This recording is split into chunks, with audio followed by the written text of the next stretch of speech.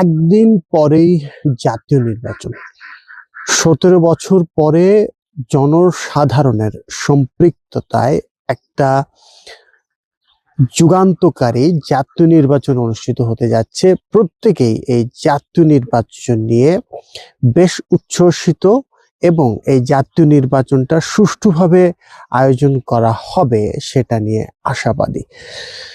জাতীয় নির্বাচন আসন্ন, এই মুহূর্তে আমরা একটু পর্যালোচনা করতে চাই যে আইন শৃঙ্খলা পরিস্থিতি যেটি রয়েছে সেটি কতটা জনসাধারণের অনুকূলে রয়েছে, কতটা সরকারের নিয়ন্ত্রণে রয়েছে, প্রশাসন এবং আইন শৃঙ্খলা বাহিনী এই আইন শৃঙ্খলা পরিস্থিতি রক্ষার জন্য কতটা কর্মক্ষম কিংবা কতটা তারা উদ্যোগী হবেন, এই বিষয়গুলো নিয়েই মূলত এই আলোচনাটা করব। দীর্ঘদিন ধরে একটা বিষয় নিয়ে জনসাধারণের মধ্যে বেশ আলোচনা সমালোচনা ছিল, সেটা হচ্ছে জুলাই অভ্যুত্থানের পর যখন এই অন্তর্বর্তীকালীন সরকার দায়িত্ব নিল, তারা দায়িত্ব নেওয়ার পর থেকে এখন পর্যন্ত প্রশাসনে খুব বেশি রদবদল আসেনি এবং ফ্যাসিজমের আমলে যারা নিয়োগ পেয়েছিলেন, যারা প্রশাসনের বিভিন্ন উচ্চ পদে অধিষ্ঠিত ছিলেন, তাদের মধ্যে অনেকেই বহাল তবিয়তে রয়ে গেছেন। এবং আমরা যদি এই পর্যালোচনাটা ভালো করে লক্ষ্য করি তাহলে বুঝতে পারবো দেশের আইন শৃঙ্খলা পরিস্থিতির বর্তমান অবস্থাটা কি। বিভিন্ন মাধ্যম থেকে পাওয়া যে সংবাদ এবং সেই সূত্র, সেগুলোর ভিত্তিতেই আমরা একটা পর্যালোচনা তৈরি করেছি। এখানে যে সংখ্যাগুলো আমি বলবো হয়তো একটু সেগুলো এদিক সেদিক হতে পারে, সংবাদ মাধ্যমের সুবাদে যেহেতু আমরা এগুলো পেয়েছি, সেগুলো হয়তো দিন তারিখের কারণে কিছুটা কম বা বেশি হতে পারে, তবে এই সংখ্যাগুলো গ্রহণযোগ্য এবং প্রতিষ্ঠিত সংবাদ মাধ্যম থেকেই এই সংবাদগুলো গ্রহণ করা হয়েছে। প্রথমে যে বিষয়টিকে আলোকপাত করতে চাই সেটা হচ্ছে violence against women and children, মানে নারী এবং শিশুদের বিরুদ্ধে যে সহিংসতা। 2025 সালে এই বিষয়ে যে মামলাগুলো হয়েছে তার সংখ্যা হচ্ছে 21,936, অর্থাৎ 21,936টি ঘটনায় মামলা হয়েছে। এর বাইরেও নিশ্চয়ই আরো ঘটনা রয়েছে, অর্থাৎ আমরা যদি বলি গত 1 বছরের বেশি সময় ধরে নারী এবং শিশুরা বেশ ঝুঁকিতে ছিলেন এবং তাদের উপর নানা ধরনের সহিংসতার ঘটনা ঘটেছে।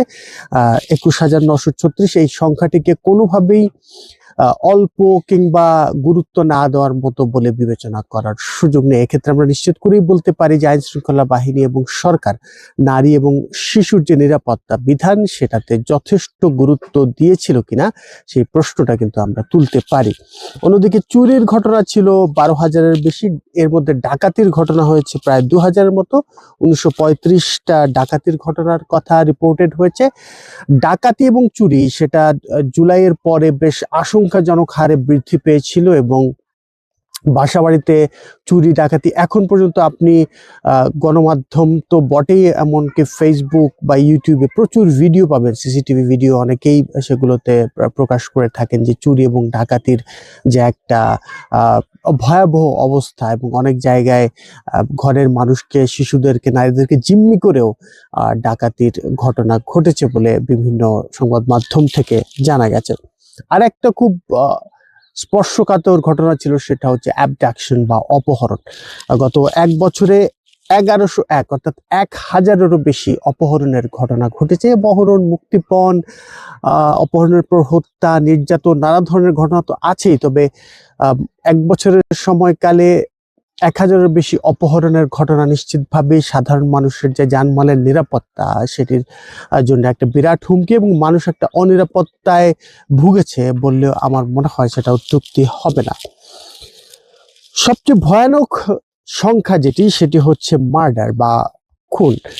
3,786টা মামলা ফাইল হয়েছে বা কেস ফাইল হয়েছে থানাগুলোতে, যেটি 2024 সালের চাইতে 354টা বেশি। অর্থাৎ 2024 সালের কথা যদি আমরা চিন্তা করি, বিশেষ করে 2024 সালে জুলাই অভ্যুত্থান হয়েছিল এবং জুলাই অভ্যুত্থানে অজস্র মানুষ রাস্তায় বেরিয়ে এসেছিল আন্দোলন করতে। জাতিসংঘ রিপোর্ট করেছে 1400 মানুষ জুলাই অভ্যুত্থানে মারা গেছে, তবে আমরা মনে করি 2000-এর অধিক মানুষ সেখানে মারা গিয়েছিলেন।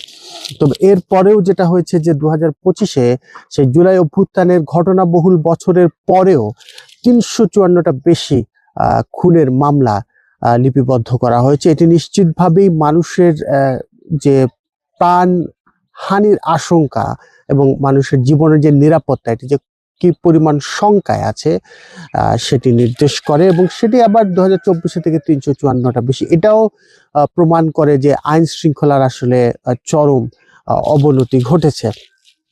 যেটি নিয়ে খুব বেশি সমালোচনা এবং মানুষের মধ্যে নানান ধরনের উদ্বেগ উৎকণ্ঠা দেখা গেছে সেটা হচ্ছে মব ভায়োলেন্স। এবং এই 2025 সালে 197টা মব ভায়োলেন্সের ঘটনা ঘটেছে, এবং এই মব ভায়োলেন্স গুলো থেকে নানানভাবে নানান প্রতিষ্ঠানগুলো আক্রমণ করা হয়েছে। আমরা দেখেছি যে প্রথম আলো, ডেইলি স্টারের মতো শিক্ষা দুঃখিত সংবাদ প্রতিষ্ঠান বা গণমাধ্যম প্রতিষ্ঠান, তাদেরকে হামলা করা হয়েছে। বিভিন্ন মাজারে, এমনকি বিভিন্ন উৎসব অনুষ্ঠানে, বিভিন্ন ধরনের সাংস্কৃতিক অনুষ্ঠানেও মব ভায়োলেন্সের ঘটনা ঘটেছে। এটি কোনোভাবেই আইন শৃঙ্খলা বাহিনী সেগুলোকে নিয়ন্ত্রণ করতে পারেনি, এবং যারা আক্রান্ত হয়েছেন তাদের আক্রান্তর কারণে তারা যে একটা বিভীষিকাময় পরিস্থিতির মধ্যে দিয়ে গেছেন বা এখনো হয়তো অনেকে যাচ্ছেন, সেটির বিষয়ে আসলে সরকার কি পদক্ষেপ নিয়েছে। আরেকটা বিষয় হলো 2025 সালে বেশ কয়েকটা চাঞ্চল্যকর হত্যাকাণ্ড ঘটেছে। এর মধ্যে নিশ্চিত করে বলা যায় ওসমান হাদির ঘটনাটি অত্যন্ত তাৎপর্যপূর্ণ, ঐতিহাসিক।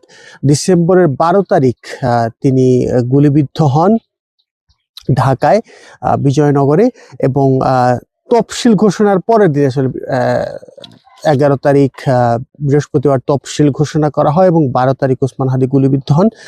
ডিসেম্বরের 18 তারিখ তিনি মারা যান। এছাড়া রোজামণি নামে একটি শিশুকে বর্বরোচিতভাবে হত্যা করা হয়েছিল, এবং তার দেহে অজস্র ক্ষত চিহ্ন পাওয়া গিয়েছিল, এমনকি এটাও বলা হয়েছে যে তাকে পুড়িয়ে দেওয়া হয়েছিল, এবং তার মরদেহটা একটা গার্বেজের মধ্যে, জঞ্জালের মধ্যে পাওয়া গিয়েছিল।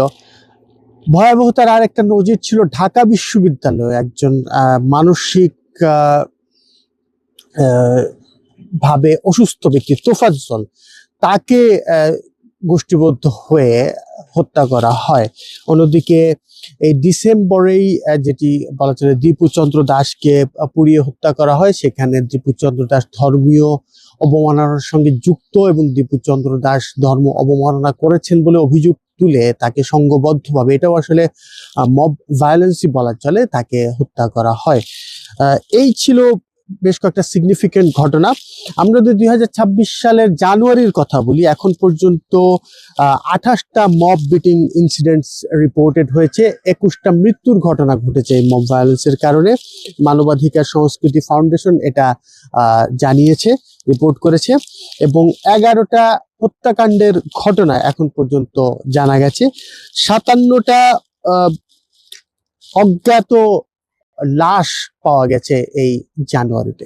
তো এই যে পর্যালোচনাটা আমরা করলাম, আমার মনে হয় আপনি এটা শোনার পর দ্বিমত হওয়ার সুযোগ পাবেন না যে আইন শৃঙ্খলার পরিস্থিতিটা কোনোভাবেই নিয়ন্ত্রণে আনা যাচ্ছে না, এবং নানাভাবে জানমালের ক্ষতি হচ্ছে, নানাভাবে মানুষের যে নিরাপত্তা বিধান করার ক্ষেত্রে এই সরকার সফল বলার সুযোগটা আসলেই আছে কিনা, সেই প্রশ্নটা কিন্তু আমরা এখন করতে পারি। অন্যদিকে নির্বাচন কেন্দ্রিক বেশ কিছু সহিংসতার খবর পাওয়া গেছে। গতকালকেই মৌলভীবাজার 1 আসনের জামায়াত প্রার্থী, জামায়াতের নায়েবে আমির, তারা আক্রান্ত হয়েছেন, মারাত্মকভাবে তারা আহত হয়েছেন। বগুড়ায় একজন বিএনপি কর্মীর চোখ উপড়ে ফেলা হয়েছে। এর আগে আমরা শেরপুরে দেখেছি জামায়াতের একজন নেতৃস্থানীয় ব্যক্তি, তিনি সেইখানে সংঘর্ষের পরে আহত হন এবং মারা যান শেষ পর্যন্ত।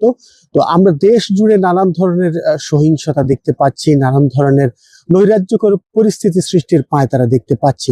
নিশ্চিতভাবে এই পরিস্থিতিগুলো পর্যালোচনা করে বলা যায় যে আইন শৃঙ্খলা পরিস্থিতি যতটা নিয়ন্ত্রণে থাকার প্রত্যাশা ছিল, ঠিক ততটা নিয়ন্ত্রণে এই সরকার রাখতে পারেনি।